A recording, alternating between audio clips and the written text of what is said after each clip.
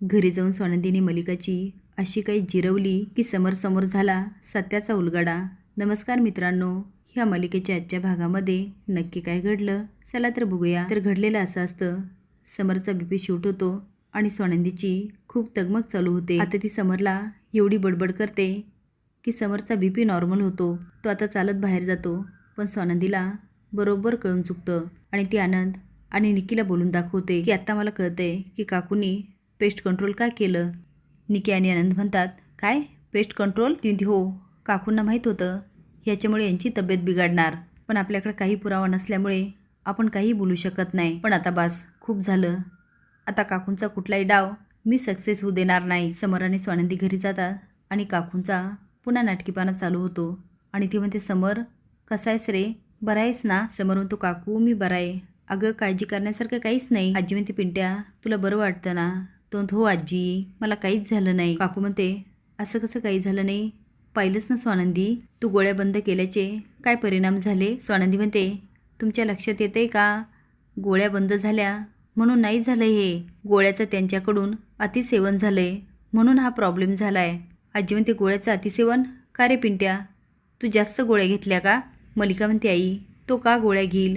अहो त्याचं काहीतरी दुखत असेल म्हणूनच गोळ्या घेतो ना. स्वानंदी म्हणते, त्यांचं काही दुखत नाही, पण त्यांना गोळ्या घ्यायची एक सवय लावली आहे. आता मात्र मलिका घाबरून तिच्याकडे बघायला लागते. स्वानंदी म्हणते, आजी काही दुखत नसताना उगाचच गोळ्या खाणं, त्यांच्या मनामध्ये हे भरवल्या जातं, तुझं हे दुखतं, तुझं ते दुखतं, आणि कुणी आपल्याला पटवून देत असेल ना, खरंच तेच खरं वाटायला लागतं. माझं हे दुखतं ते दुखतं आणि मग काय गोळ्या घेत सुटतात.